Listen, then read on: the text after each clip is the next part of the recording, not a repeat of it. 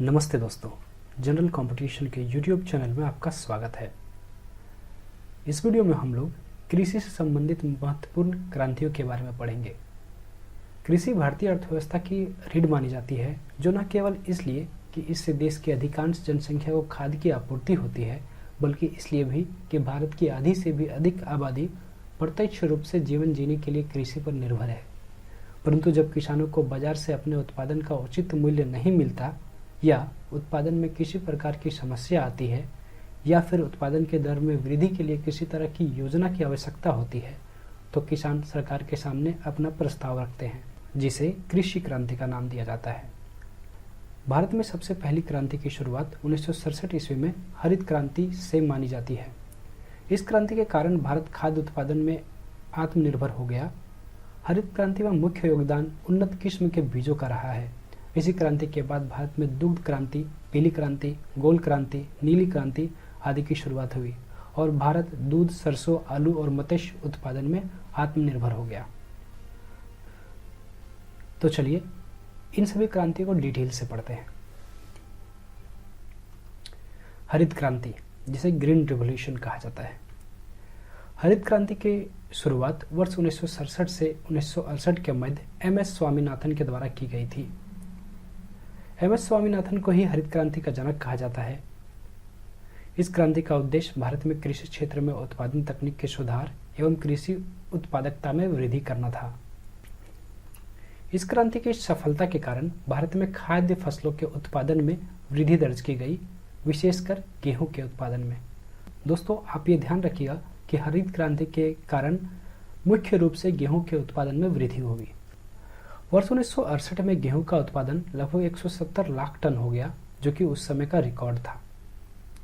ठीक है, इसमें हम लोग हरित क्रांति में जो सबसे मुख्य बातें याद रखने की है, हरित क्रांति के जनक, ठीक है, वो जनक कौन है? एम.एस. स्वामीनाथन। और गेहूं के उत्पादन का मुख्य रूप से वृद्धि हो गई, ये आप ध्यान रखिएगा। पीली क्रांति।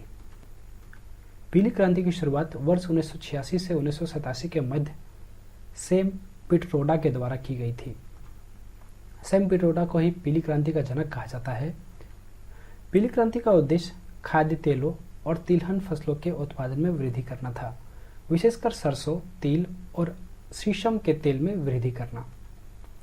हमारे यहाँ तिलहन के अंतर्गत 9 प्रकार के निम्नलिखित बीज आते हैं: सरसों, तोरिया, सोयाबीन, सूरजमुखी, आरंडी, अलसी, कुसुम, मूंगफली तथा तिलहन और नाइजर।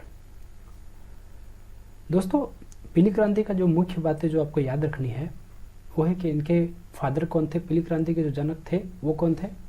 सैम पिट्रोडा।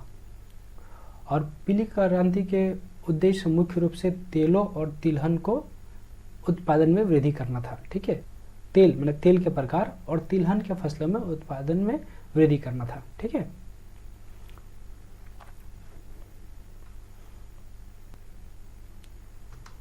श्वेत क्रांति या दुग्ध क्रांति,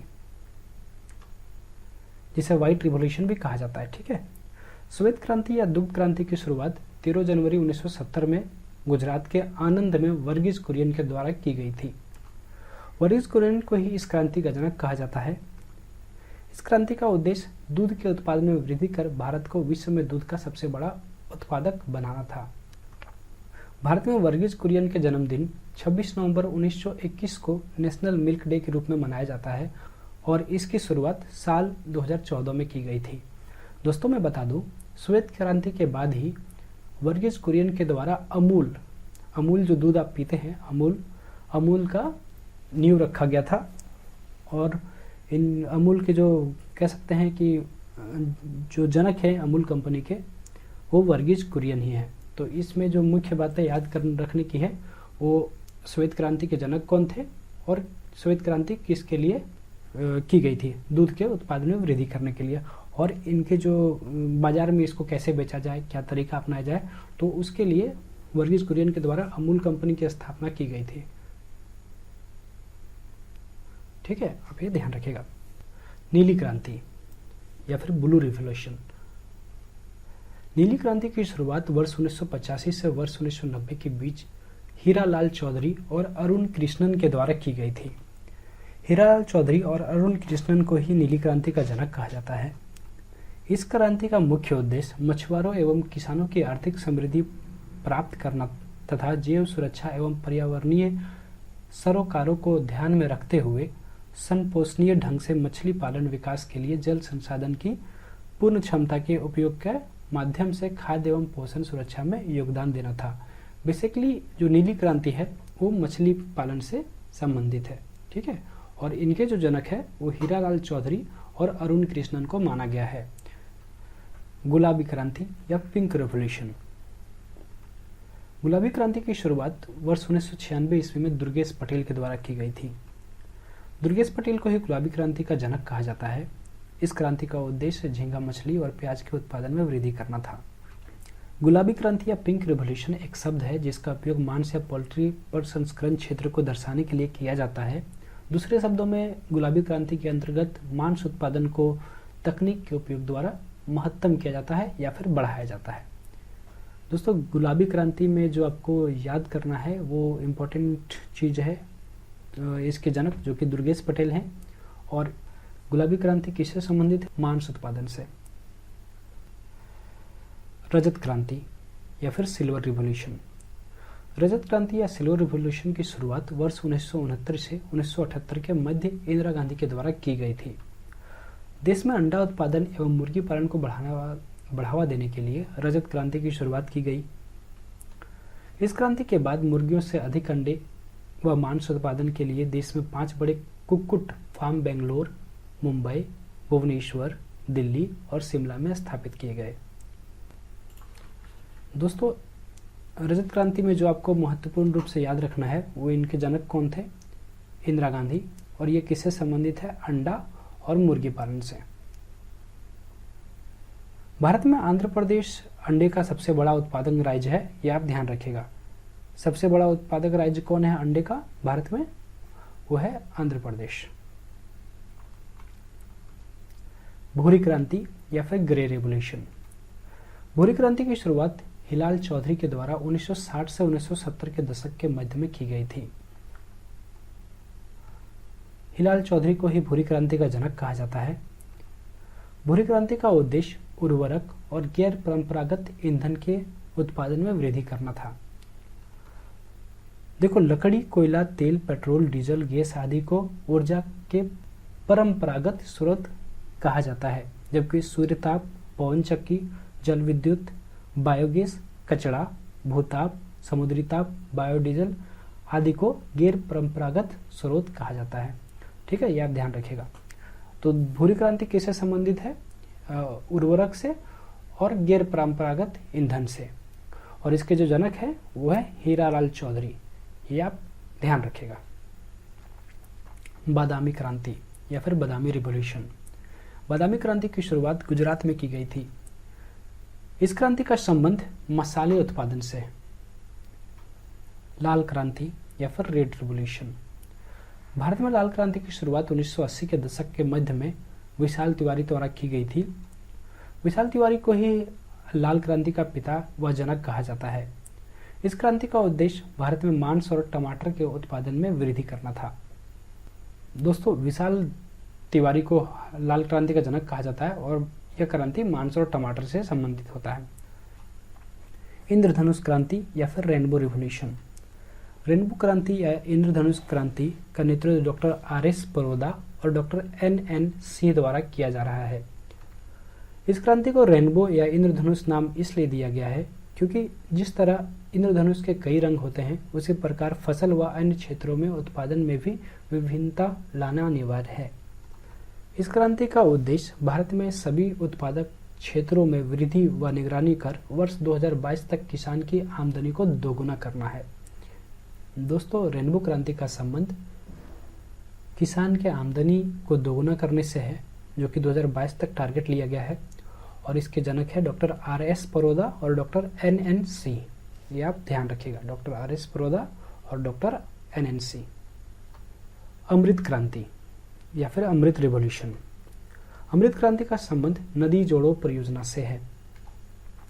अमृत क्रांति का संबंध नदियों को जोड़ने की परियोजना से है। इस क्रांति के बाद उत्तर भारत की नदियों को दक्षिण भारत की नदियों से जोड़ने की योजना बनाई गई।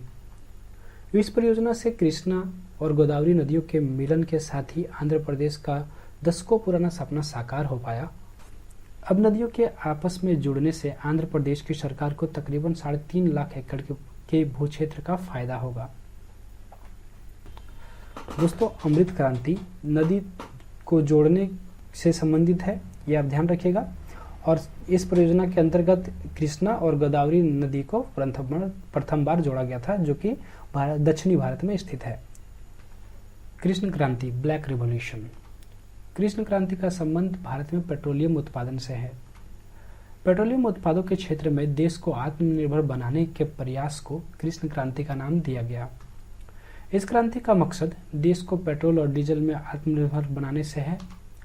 कच्चा तेल काले रंग का होता है, इसलिए इसके उत्पादन के प्रयास को कृष्ण क्रांति कहा गया। गोल क्रांति या फिर राउंड रिवॉल्यूशन। गोल क्रांति या राउंड क्रांति की शुरुआत भारत में वर्ष 1965 से 2005 के मध्य मानी गई है या फिर की गई थी। इस क्रांति का उद्देश्य भारत में आलू के उत्पादन को बढ़ावा देना था। भारत में आलू 16वीं सदी में पुर्तगाल से लाया गया था। इसके विकास के लिए केंद्रीय आलू अनुसंधान संस्थान शिमला की स्थापना की गई। इस संस्था के प्रयासों के परिणाम स्वरूप 50 वर्षों में आलू की खेती के क्षेत्रफल में 5.1 गुना तथा उत्पादन में 13.5 गुना वृद्धि हुई। दोस्तों, गोल क्रांति जो है वो 1965 से 2005 के मध्य हुई थी और ये संबंधित है आलू से, ठीक है। और आलू जो प्रथम बार लाया गया था वो पुर्तगालियों के द्वारा लाया गया था। और जो पहला केंद्रीय आलू अनुसंधान संस्थान खोला गया वो शिमला में खोला गया। ये क्वेश्चन अक्सर बनता है, ये आप ध्यान रखिएगा। सदाबहार क्रांति या फिर एवरग्रीन रेवोल्यूशन। सदाबहार क्रांति की शुरुआत वर्ष 2017 में MS स्वामीनाथन के द्वारा की गई है। इस क्रांति का संबंध वर्ष 2022 तक भारत में कृषि का समग्र विकास करना है। प्रधानमंत्री नरेंद्र मोदी ने कृषि क्षेत्र में सदाबहार क्रांति पर जोर दिया है ताकि कृषि क्षेत्र के सामने आने वाली चुनौतियों का सामना किया जा सके। दोस्तों, सदाबहार क्रांति की शुरुआत 2017 में MS स्वामीनाथन, ठीक है, MS स्वामीनाथन के द्वारा की गई थी और इसका संबंध 2022 तक भारत को कृषि के लिए आत्मनिर्भर बनाना है और कृषि के क्षेत्र में आने वाली सभी चुनौतियों का सामना करना में सक्षम बनाना है किसानों को, ठीक है। सिल्वर फाइबर क्रांति या silver fibre revolution. Silver fibre क्रांति का संबंध भारत में कपास उत्पादन में वृद्धि करना है तथा भारत को विश्व का सबसे बड़ा कपास उत्पादक देश बनाना है। कपास की खेती मुख्य रूप से भारत के गुजरात राज्य में की जाती है, ये आप ध्यान रखिएगा। देखिए, सिल्वर क्रांति का जो संबंध है कपास उत्पादन से है और कपास की जो सर्वाधिक खेती की जाती है भारत के गुजरात राज्य में की जाती है। गोल्डन फाइबर क्रांति या फिर golden fibre revolution. Golden fibre क्रांति का संबंध भारत में जूट उत्पादन में वृद्धि करना है। इस क्रांति के परिणाम स्वरूप भारत विश्व का सबसे बड़ा जूट उत्पादक देश बन गया, जहां विश्व के लगभग 60% से अधिक जूट का उत्पादन किया जाता है। भारत में जूट उद्योग का पहला कारखाना वर्ष 1854 में कोलकाता में स्थापित किया गया था। दोस्तों, गोल्डन फाइबर का जो संबंध है, गोल्डन फाइबर का क्रांति का जो संबंध है वो जूट से है और भारत जो है विश्व का सबसे बड़ा जूट उत्पादक देश है, ये आप ध्यान रखिएगा, सबसे बड़ा जूट उत्पादक देश है। और लगभग 60%, मतलब पूरे विश्व में जो जूट उत्पादन होता है उसका 60% अकेला भारत करता है। और सबसे पहला जो भारत में जूट का कारखाना खोला गया था वो 1854 ईस्वी में कलकत्ता में खोला गया था। ब्राउन क्रांति या फिर ब्राउन रिवॉल्यूशन। ब्राउन क्रांति का संबंध भारत में चमड़ा, गैर पारंपरिक तथा कोको के उत्पादन में वृद्धि करना है। ब्राउन क्रांति का जनक हीरालाल चौधरी को कहा जाता है। इस क्रांति के परिणाम स्वरूप ही भारत विश्व का सबसे बड़ा चमड़ा उत्पादक देश बन गया। विश्व में सर्वाधिक चमड़ा का उत्पादन कौन सा देश करता है? भारत, ये आप ध्यान रखिएगा। और इसके जो जनक है ब्राउन क्रांति के वो हीरालाल चौधरी है। केसर क्रांति। केसर क्रांति की शुरुआत भारत में 27 सितंबर 2007 को हुई है। केसर क्रांति का संबंध भारत के जम्मू कश्मीर में केसर उत्पादन में वृद्धि करना है। दोस्तों, आपको बता दूं, जम्मू कश्मीर ही एक ऐसा राज्य है भारत का जहां सर्वाधिक केसर की उत्पादन होती है। ठीक है, सबसे ज्यादा केसर उत्पादन राज्य जो है वो जम्मू कश्मीर है। मूक क्रांति, जिसे साइलेंट क्रांति भी कहा जाता है। मूक क्रांति को साइलेंट क्रांति के नाम से भी जाना जाता है। इसकी शुरुआत भारत में मोटे अनाजों के उत्पादन में वृद्धि करने के लिए की गई थी। ब्राह्मणी क्रांति, ब्राह्मणी क्रांति का संबंध भारत में भिंडी के उत्पादन में वृद्धि करने से है। एनएच क्रांति या राष्ट्रीय राजमार्ग क्रांति, नेशनल हाईवे क्रांति या राष्ट्रीय राजमार्ग क्रांति। ठीक है, राष्ट्रीय राजमार्ग क्रांति का उद्देश्य भारत में स्वर्णिम चतुर्भुज योजना के तहत 4 बड़े महानगरों दिल्ली, कोलकाता, मुंबई और चेन्नई को एक राष्ट्रीय राजमार्ग से जोड़ना है, जिसकी कुल लंबाई 5846 किलोमीटर होगी।